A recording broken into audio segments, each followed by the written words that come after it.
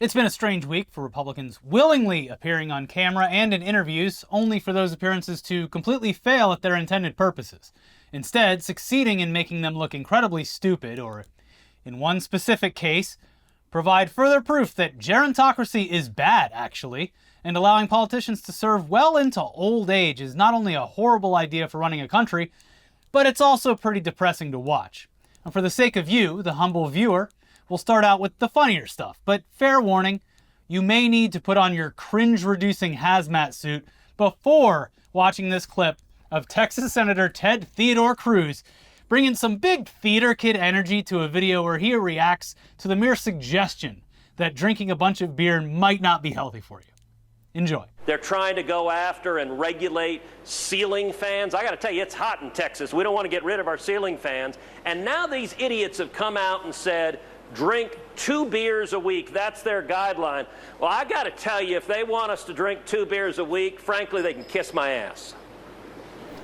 Whew, so a lot to unpack here, a lot going on. First of all, Ted Cruz is not exactly the type of person most would see as the textbook definition of a manly man, regardless of how much he, raises his voice or how exaggerated his movements are, how big a cowboy hat he puts on his head, how tall the boots. I will say, at the very least, he does appear as though, as a man who likes to drink beer. What with his enlarged frame and bright red face. He does have the physiognomy of a beer drinker, that's for sure. Yes.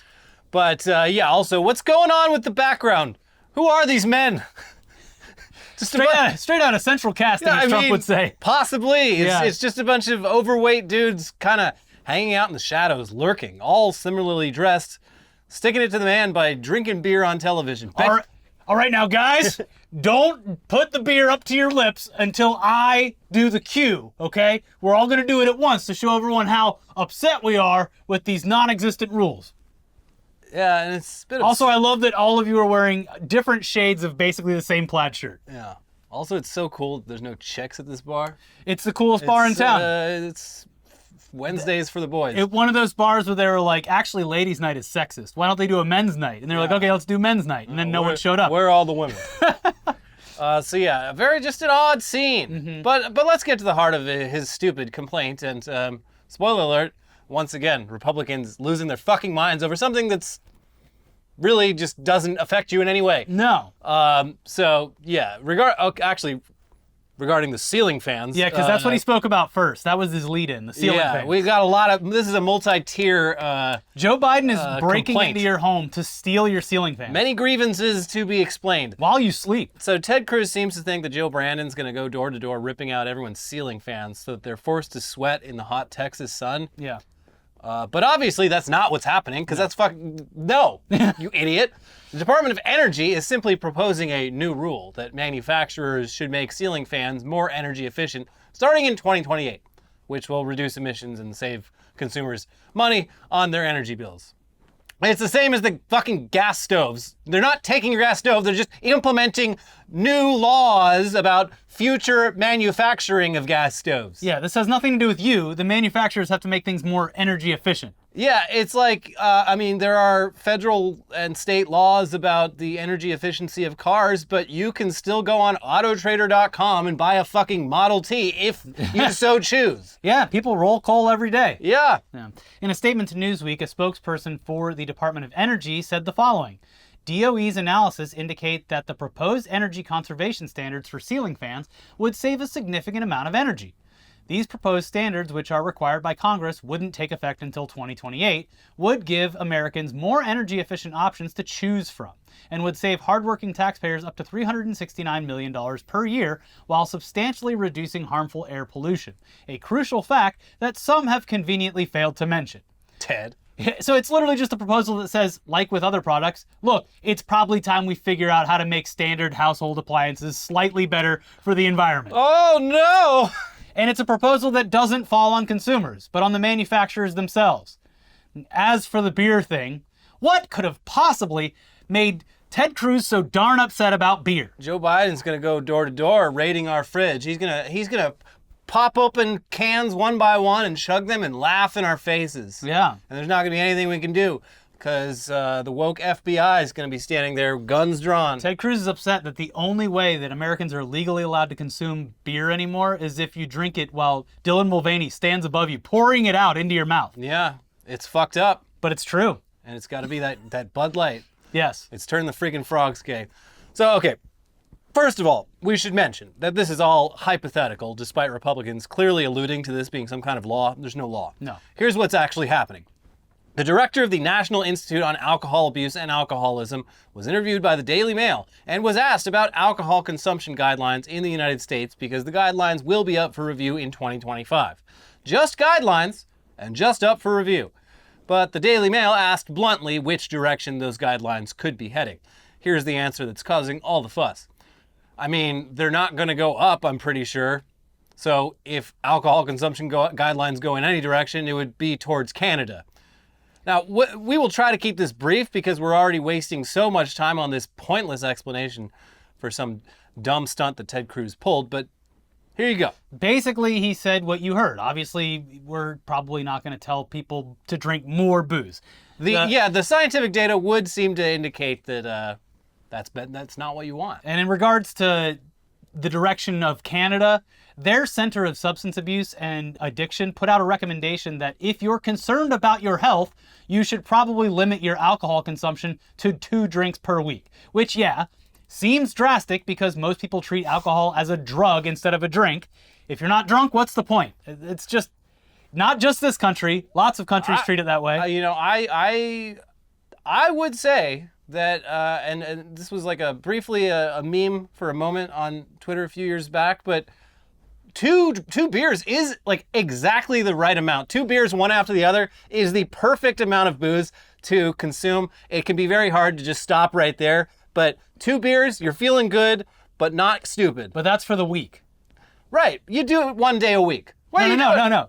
Yeah, 2 beers on 1 day a week. Yeah, okay. Yeah. So we're on the same And page. then you don't drink for the rest of the week. Yeah, all good. I mean, that obviously Everyone's going to break that rule. Right. People who drink I'm are going just to break saying, break like, it. if they're letting you have 2 beers, and if you have them back to back, probably gonna have a nice time. But look, this is, we're getting off course because this is simply a recommendation by the by a health department, because it turns out that drinking a bunch isn't good for your health, which probably shouldn't be shocking.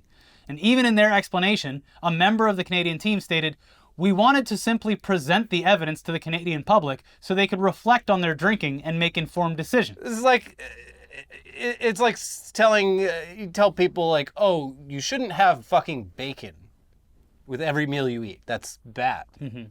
You should eat less bacon. Oh, Joe Biden's trying to ban bacon. Yeah.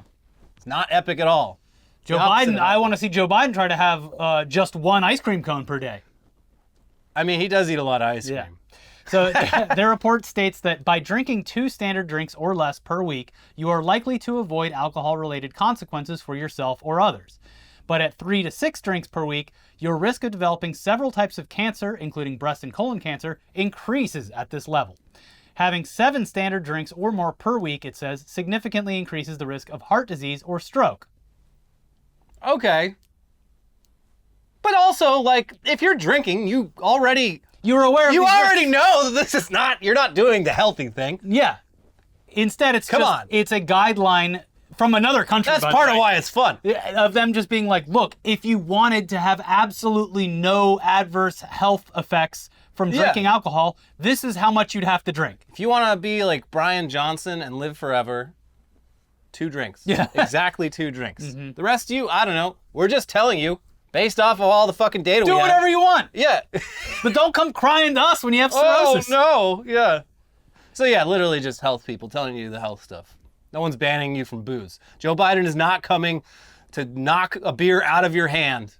No one's forcing you to drink less. If you want to risk the potential side effects while enjoying some of the social benefits of alcohol, that is on you. But it shouldn't surprise anyone that overdoing it can have negative consequences for your health. Mm-hmm. If you drink, you know that. Yeah. This is abundantly obvious to you.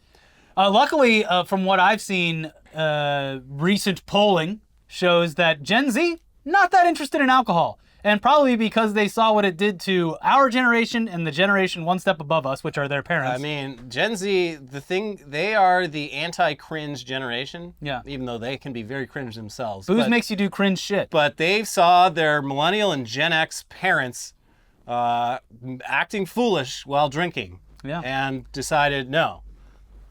Just ketamine for me, thanks. Like the Gen Xers, they saw their boomer parents get physically abusive and racist while drunk.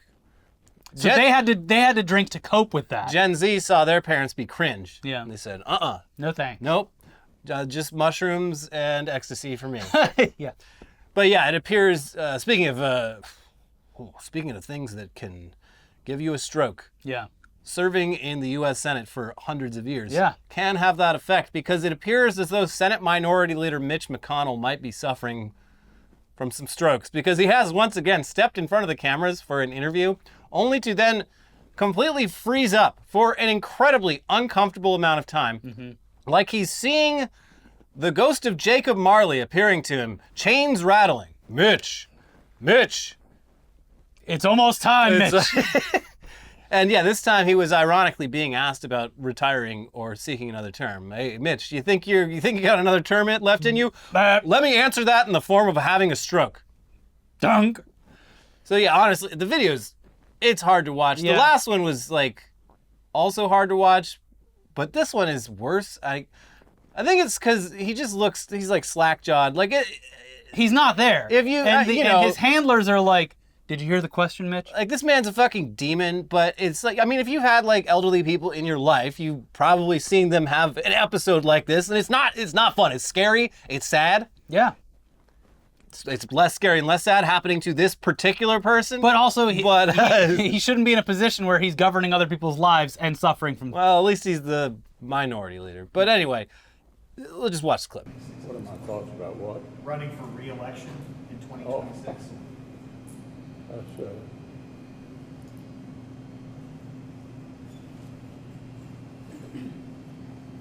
Did you hear the question, Senator? Running for re-election in 2026? Yeah, we only showed part of it. It does go on for longer. But look, we've been saying this forever, but I guess it bears repeating. There needs to be age limits on representation in government. Or at least some sort of cognitive test. Yeah, I think Draw a clock. I think it would be more fair to just have a hard line of age. After that, it's okay, look, we have to have new people come in. It's the only way this is going to work. We have to have young blood in the United States And government. we should go up to a big, tall cliff out in the woods. Not again, Elliot. And have a beautiful ceremony during the summer equinox. Yeah. And just as a ritual for the passage of one generation to the next. He's quoting a movie, censors. He's quoting a And movie. if there's any bad boyfriends there, they get put in the bear suit. in the boo box.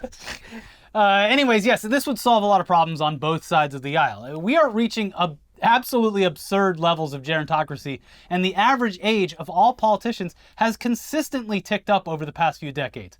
It's elder abuse. And even if they do have their wits about them, just make it an age limit regardless. That way, it's perfectly fair for everyone. Sorry, you hit, 80. Is that fair? How old is Mitch? 80, 81. That's it? Yeah. Ugh. So, He looks worse than 80. yeah, they have age limits on youth. You can't be too young You can't be a teen senator. or no a matter how cool 30-year-old that would be. president. Yeah. They should have age limits on the elderly, considering cognitive decline really starts kicking off around age 70 anyway. So maybe a mixture of both. Maybe in your 70s, you got to draw a clock every year. And then by 80, they're like, all right, why don't you, with whatever time you have left, God bless you for making it this long, whatever time you have left, why don't you go enjoy it with your family? Yeah, or they could they do one of those retirement communities like they have over in the Netherlands, I think, where they build a fake Senate chambers and fake offices, and they just put them in there and let them pretend to It's like live out. preschool for old bureaucrats. Yeah, there's a old folks community, I think it's the Netherlands, but they built it's like a fake town. There's even bus stops, a Great. fake post office. And so these people with dementia can just wander around and feel like they're still part of society. In those devilish socialist countries, They have to have something for old people to do because here in America, they just work jobs until they die. That's right. But anyways, McConnell freezing again is just the latest in a long and growing list of glaring example as to why we should probably have age limits on politicians. But have no fear because he's already been cleared to keep working. Here's NBC News. One day after Senate Republican leader Mitch McConnell appeared to freeze up at a public event, Brian Monahan, the attending physician for the U.S. Capitol, said that he told McConnell he is medically cleared to continue to work. Monahan said in a statement that he had consulted with McConnell, 81, and conferred with the Kentucky Republicans' neurology team and determined that he is medically cleared to continue with his schedule as planned. Occasional lightheadedness is not uncommon in concussion recovery and can also be expected as a result of dehydration, the doctor said. He just needs a little bit of water. Didn't he? Someone give Mitch some water. He had a concussion like 6 months ago. Yeah, Maybe it was more recent, but he did. I don't know. He had a concussion earlier in the year, and then he fell again at the airport. Yeah, I mean, I wish nothing but pain and suffering for this man, but My God, Mitch McConnell has fallen down the stairs at the Met Gala. Bump-a-dum-ba-dum-ba-dum-ba-dum. That's what they're waiting for. I mean, someone is going to die on camera in the U.S. Capitol within the next year. Is it Mitch? Is it Diane? Maybe someone else. It's going to happen. It's crazy. Anyway, meanwhile, other doctors have stated that these little episodes might be the result of small seizures. Sounds bad. Here's Insider. These spells are evidently more severe than simply somebody losing their train of thought, said Dr. David Thaler, neurologist-in-chief at Tufts Medical Center, in an interview with WCVB-TV. He added, "This looks different in duration and severity, where he really seems to have lost the ability to communicate momentarily." Thaler said the most likely explanation is little tiny seizures, which are electrical changes in the brain. Similarly, Dr. Keith Vossel, a professor of neurology at the University of California, Los Angeles, told Daily Mail that he also suspects seizures could be the explanation. Vossel told the news outlet, "So to me, this looks like an absence seizure. Absence seizures, or petit mal seizures, can cause someone to lose awareness of their surroundings and to become momentarily unresponsive," the neurologist said, per Daily Mail. Dr. Jonathan Reiner, a professor of medicine at George Washington University, said in an interview with CNN that concussion would make experiencing absence seizures relatively unsurprising. The senator had a really traumatic brain injury in March when he fell, he said, per CNN. About 10% of people who have had a big enough injury to be hospitalized after a head injury like that will subsequently have things like a seizure, and that's what it looks like to me. Okay. Either way, it's... Well, he's cleared to get back to work, get back to work. You've been cleared. Clear. But let's move over to Trump, who is the highest polling Republican candidate for president despite being indicted 4 times on dozens of charges across multiple states. Trump has been having a totally normal one this week, as evidenced by the nonstop barrage of video posts on his social media platform, Truth Social. According to reporting by The Independent, Donald Trump posted a staggering 31 videos ranting at political opponents in just one day. He's a busy boy. That's like Jordan Peterson level posting. Yeah. Across the vast swath of videos, Trump attacked his haters, gloated about his phony Twitter metrics, claimed that lockdowns were coming back in time for next year's election, claimed once again that he somehow won Georgia despite being arrested for attempting to overturn the results of the votes in that state, and claimed that Joe Biden is leading the country to hell and that he's a lunatic. I believe that he has gone mad, a stark raving lunatic. Wow. Okay, so in addition to his grueling video release schedule, seriously, Mr. Trump, take a break. You're going to experience creator burnout. Yeah, him and Mr. Beast, both of them, just like... They're struggling right now. Self-care. Yeah. The former president has also been actively fundraising off of his newly acquired mugshot, courtesy of the Fulton County Jail, and according to his campaign, has already raised over $9 million since he was booked and photographed. I just want to thank you for your tremendous support, and here it is. If you want to go out and get it, you can go out and get it. Have fun with it. But people do like it, I must say. Thank you very much.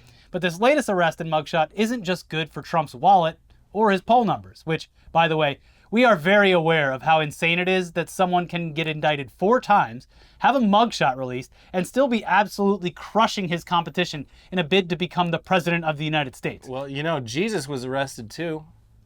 Yeah, and he became president afterwards. President of Christianity. That's right. The Trump mugshot is also apparently helping to boost his appeal with black voters, according to conservative outlets. This is the fucking craziest shit. Yeah, this is one of the most confusingly and covertly racist exclamations I that we've heard in weeks. feel like I'm going fucking insane. I'm like, this is just like mask off, just like you are demonstrating how racist you are. So the claim is that black voters will now like Trump more because he's been arrested. Let's just look at some clips to see how this is being framed. The mugshot has breathed new life into the Trump campaign and broadened his appeal to black Americans. Over the weekend, with the help of mugshot merchandise, the Trump campaign raked in over $7 million. Today, my garbage man told me he's buying mugshot t-shirts for everyone he knows this Christmas. He is now seen by non-political folks as a rebel, an outsider with swagger. And as one black lady I spoke with earlier today here in New Orleans said, Trump's a gangster.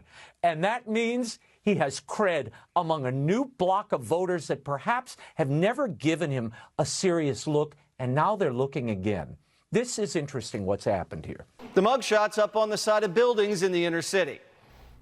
Yeah. Okay, and yeah, we should probably point out that the mugshot graffiti that was referenced in the Jesse Waters video was actually making fun of Trump. The finished piece had Trump's face next to the slogan, MAGA, my ass got arrested.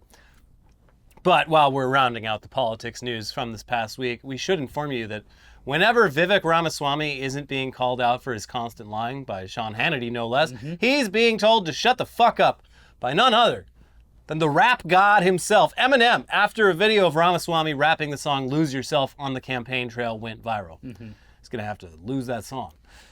Here's Axios. BMI, a performing rights organization, wrote a cease and desist letter to Ramaswamy's lawyer on August 23rd, writing that any future performances by the campaign will be considered a material breach of the agreement. BMI has received a communication from Marshall B. Mathers III, professionally known as Eminem, objecting to the Vivek Ramaswamy campaign's use of Eminem's musical compositions, per the letter obtained by Axios. BMI will consider any performance of Eminem's works by the Vivek 2024 campaign from this date forward to be a material breach of the agreement, for which BMI reserves all rights and remedies with respect thereto, per the letter first reported on by the Daily Mail. The article adds that Ramaswamy has agreed to stop performing Eminem's songs, with a spokesperson for the campaign explaining, Vivek just got on the stage and cut loose. To the American people's chagrin, we will have to leave the rapping to the real Slim Shady. Lame. Okay. But now let's switch over to entertainment news for Hollywood. Because Warner Brothers Discovery has finally outdone itself. They know what you want before you know what you want. They're coming up with new creative ideas to give you exactly what you want before you've even thought of them. Yeah, so just when you think you've heard of every bad idea possible when it comes to running a major media company or streaming service, Warner Brothers Discovery burst through the door with an idea that not even Satan himself could come up with. Boom! An idea so obnoxious and stupid that it could only come from someone who hates entertainment as much as entertainment executives.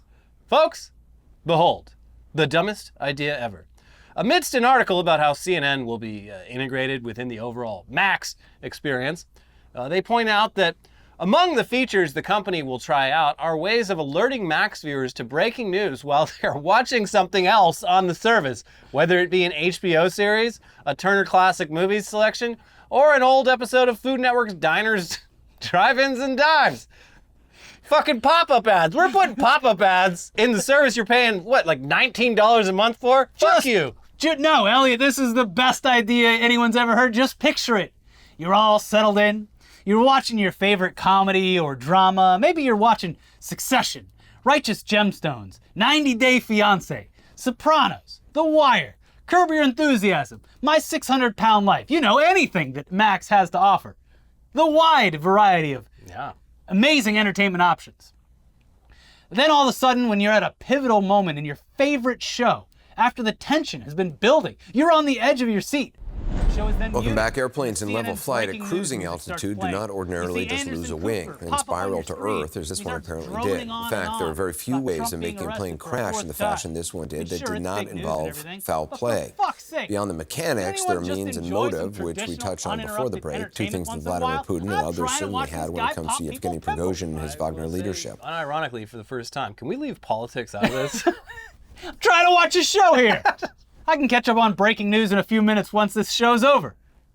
I need to find out what is happening to the gemstones. This is like how, back in the day, my game console was my entertainment, my portal to everything, streaming services. It was my DVD player. I'd be watching like a serious fucking movie on my PlayStation 3, and it would be like, boop, boop, your friend has signed on. He's playing Call of Duty Modern Warfare. You just earned a trophy for watching a movie. Like in the middle of like fucking 2001: A Space Odyssey. This is, oh, great. I'm totally not just completely taken out of the immersive experience of watching this masterpiece. It would be so embarrassing. You have a bunch of friends over watching a movie or something like that. Hold on, sorry. My friend XXX douche man XXX. He's playing Call of Duty. He's probably gonna ask me to go. Boop, there it is. Yeah, he invited me to a party. Hold on, I gotta get on him. Tell him I'm busy watching a movie. Just kind of ruins the experience. So adding a pop-up or just taking over the screen with some breaking news outside of something like 9/11 happening, probably not a great idea. Yeah. So after a few minutes of coverage, Anderson Cooper's like, all right. We got the mugshot, back to watching The Wire or whatever. It slides back down, your show's back on, and you're just looking around like, what the fuck happened? What happened? Anyways, the future is now, and it totally rules. Amazing job, Warner Brothers Discovery. In the midst of a writer's strike, an actor's strike, a nonsensical content merger, and a failing superhero dynasty, you've found new and exciting ways to piss off your customers. Honestly, very impressive. Nobody can do it but you. Yeah. And also this week, I saw multiple examples. It might be a bug that's been fixed, but the search function in the Max app just like doesn't work. You have to spell things wrong to get it to pop up? Yeah, like people would they'd search for like a title, and they'd have to scroll past like 20 things to like, they'd type the full title of what they're looking for, and there'd be 20 other results on top of it. It's because they want you to watch those. I guess. It's just baffling. All of it's baffling. Also, The Flash did worse opening streaming numbers than Black Adam, I believe, or Shazam 2, one of those. Wow. So things are going great. And they moved Dune to fucking February. That was... I don't think that's going to have the results of that they think it will. Because they're positioning it as a way... So they moved Dune the next year. I think it just goes in like fiscal year 2024 or some shit. But they're positioning it in that way and being like, well, you see, this is... The actions of the writers and the actors have consequences, and it's like, no, everyone knows that you can do this and release it whenever. Yeah. But you're doing it to punish everyone. Also, you're doing it like they announced this like the day before a gigantic press run happened. The whole media blitz for Dune. They're like, get this holiday season, Dune. What's that? Wait. Anyway, here's some promo pics of a movie that's actually coming out in February. Yeah, well, you'll see it. Anyway, speaking of bad business decisions, the owners of Twitter... Not Elon Musk this time, okay? The owners... He's not the only owner. We're actually talking about the second largest investor in Twitter, the Saudis. Yeah. So according to a recent article in NPR, a retired teacher in Saudi Arabia was recently sentenced to death for his tweets criticizing the country's leadership to his handful of followers, according to rights advocates and his family. The sentencing of Mohammed Al-Ghamdi, who is in his mid-50s, is the latest in an escalating crackdown on social media users in Saudi Arabia. While others are serving prison terms ranging from 20 to 45 years for their tweets and online criticism of the government, Al-Ghamdi appears to be the first person to be sentenced to death based solely on his posts on X, formerly called Twitter, and YouTube activity. Al-Ghamdi, a father of 7 living in Mecca, had gained just 10 followers between the 2 anonymous accounts he ran on X. According to Human Rights Watch, he used the social media site to rail against alleged government corruption, but was mostly resharing posts by more popular government critics. The article adds that it's unclear how Saudi authorities were able to verify Al-Ghamdi's identity on X. In other cases, it appears the identity of Saudi users may have been leaked, exposing them to arrest and long prison sentences. And we are sure that Elon Musk will be vocally critical of this decision in no time. Free speech. Yeah, it would be very hypocritical for his free speech website to support the death penalty for people retweeting things on his free speech website. Yeah, come on, guys. Which, I mean, just so happens to be partly financed by the government who's handing down the death sentence. It's also pretty convenient that they have so much invested into a platform that just so happens to contain the identifiable information related to accounts that are critical of their leaders and government. Probably nothing, probably not even concerning for Elon Musk. Yeah, you gotta wonder how they got that information. Could be anything. Could they have had some sort of inside source on this? Considering they have billions of dollars funding it, I would assume that they might have access to things like that. You can add one more name to the Elon Musk kill list. He's responsible for a lot of deaths, and we are documenting all of them. Anyway, that last story was a bit dark, so let's lighten things up again with some updates to stories we've previously covered, starting with the conclusion of a saga that's been playing since last year. Finally, chess champion Hans Niemann, the cheating allegations, and the vibrating anal beads. Yep. Now, if for some reason you don't remember this whole drama, we will sum it up very briefly by saying that one top player, Magnus Carlsen, accused another top player, Hans Niemann, of cheating during a competition. Carlsen ended up withdrawing from the event in protest, and rumors started to circulate that Hans Niemann shoved anal beads up his ass and that they would buzz in a way that would somehow provide him with the best chess move possible. It was a diabolical plan, and no one could have foiled it except for the genius Magnus Carlsen. In the wake of the allegations, Niemann was banned from chess.com, but was also offered $1 million by a cam site to live stream a chess match completely naked to prove he wasn't cheating. Yeah, presumably with his asshole facing the camera. Yeah, let's cut to the sphincter cam. There it is. Nothing in there. This man is using his brain, not his butthole. It was a massive, inescapable scandal, arguably the biggest chess scandal in decades. But now, it's finally over. Here's an update from 404 Media, which is a new media and news project launched by former employees of Vice's Motherboard.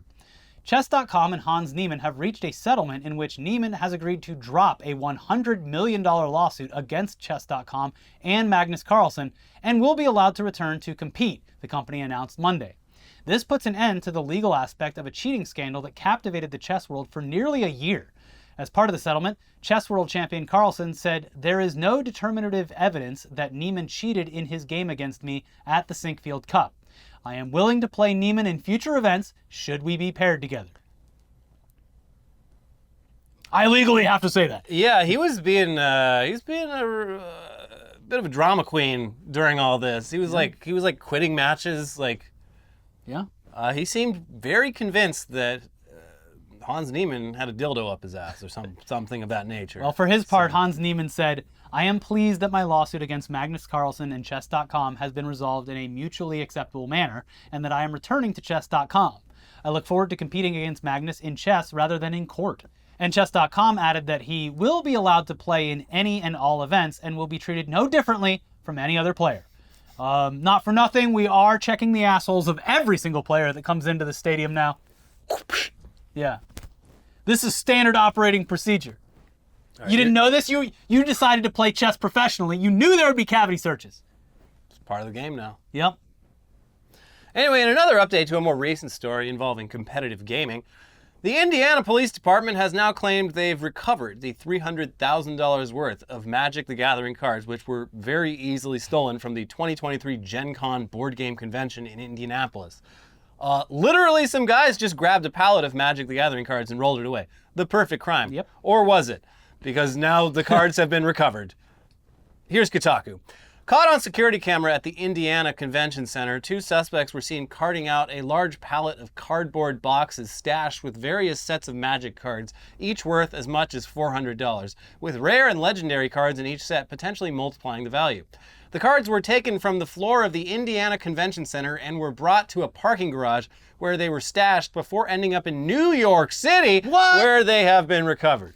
Following the theft, Indiana Metropolitan Police identified New York residents Thomas J. Dunbar and Andrew Pearson Guillaume, designers of the board game Castle Assault, as persons of interest. Sometimes it'd be your own devs. It'd be a fellow dork. Gamer.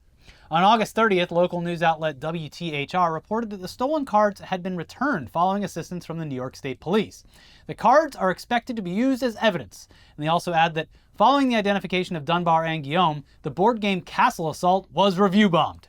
Yeah, it's pretty fucking wild to do a crime like this when you are yourself in the same industry as the people you're ripping off. At the biggest industry event of the year in the country. Yeah, good. No one would ever suspect board game developers. You'll never work in this industry again. No. You fucking dick. This is like those guys that tried to shove weights into fish. Right. You are banned from fishing. Yeah. No fish for you. The thing you love the most, you can no longer do it. Anyways, for a really quick update, because we don't want to spend too much time on this guy, Elliot was right to assume that all men would be open to having a much stronger stream of piss if given the option. Because Brian Johnson, the guy who is trying to reverse aging, has provided an update on his penis. And and one of his apparent goals clearly... I don't want to know! What the fuck, Brian? It clearly seems to be, quote, max urination speed. Elliot was right. If you could alter your piss stream to shoot at maximum velocity, you would do it. You would do it. Super soaker. Boom, done. Here's a recent tweet directly from the man himself. I'm getting my penis injected Friday, which is an arousing topic. Rejuvenating Johnson's Johnson. Penis injection with alprostadil, prolonged erection, measuring penile artery, left and right, peak/minimum blood flow, ejaculation volume, max urination speed, sperm motility, penis plaque check. What? They're gonna have to go in there Go and dig out away! the plaque.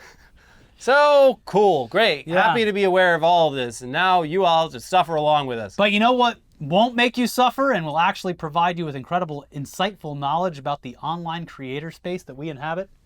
Why, I got an early copy of Taylor Lorenz, friend of the show, Taylor Lorenz, her book, Extremely Online. Wow. The Untold Story of Fame, Influence, and Power on the Internet. I read it over the past week, and if you have even a passing interest in how the creator space works, or how creators have been exploited over the past 20 years, or how the only successful products that have been launched out of the tech space are completely reliant on the people who use them, it's a fascinating book. Yes, Machinima does get mentioned. Oh, no. She goes into pretty much every big rise and fall of social media, MySpace, Vine, the rise of TikTok, YouTube, just everything. So if you have any interest in creators and how that whole business works, it's a very, very interesting book, and it's a very quick read because I'll say, like, reading through it, I was like, I wish there was already an extended version of everything, because there's a lot of topics where I wish that she had written more about them because they're very interesting. So if you want to check out her book, you can pre-order it right now, extremelyonlinebook.com, or I'll leave a link in the description below. And now you've earned it. Wait, hold on. Like the video first. You've earned it. I'm going to show a clip of the video of me after the dentist drugs. Did you like the video? Did you pre-order Taylor's book? All right, now I'll, here you go. Just a brief little moment. Ricky, you just got your teeth taken out. How are you feeling? Right now, I feel really good. Really good? Yeah. How, like, I go back to sleep. You know where you are? Yeah, Glendale. Glendale. Yeah, that's right. You're in Glendale. Yeah. So you're feeling all right. No pain? Oh, it's easy. Put me under more. I like it. You like it, huh? Yeah. It's fine. What'd you like about it? I was just talking about, I don't remember, but I was just gone. They asked me all kind of questions, and I was like, what do you care? What did they ask you? About my job. Yeah? Did you tell them? What'd you tell them you do? I said, you don't fuck anything up, because I gotta talk for a living. All right, you better have liked the video, because I look stupid. Wow. Look at this idiot going under general anesthesia. What a moron. Wow. Why didn't he just bite a bullet like a man? Yeah. Ted Cruz would have. Yeah. Hold on, let me just take a sip of some Shiner The only Bock. anesthesia I need is this here Lone Star. Yeah. No, he drinks Shiner Bock. Oh. Yeah. But yeah, we'll have a new episode of Weekly Weird News for you soon. Again, make sure you click that damn like button. We wouldn't have to keep telling you how much it benefits the channel. Come on. And also makes us happy to see. Do it. If you just do it. Also leave a comment if you want. The power to grow this channel is in your hands. The power is yours. Are you a bad enough dude to support our show? If for some reason you've missed the past 2 episodes for any reason, have no fear, because they are popping up on the screen right now like CNN interrupting The Sopranos. And you can click on our previous videos and watch them. We got a brand new episode of Tech News Day. We got last week's episode of Weekly Weird News. Like the video. We'll see you soon for some more weird news coming up in just a day or so. Bye-bye. Bye.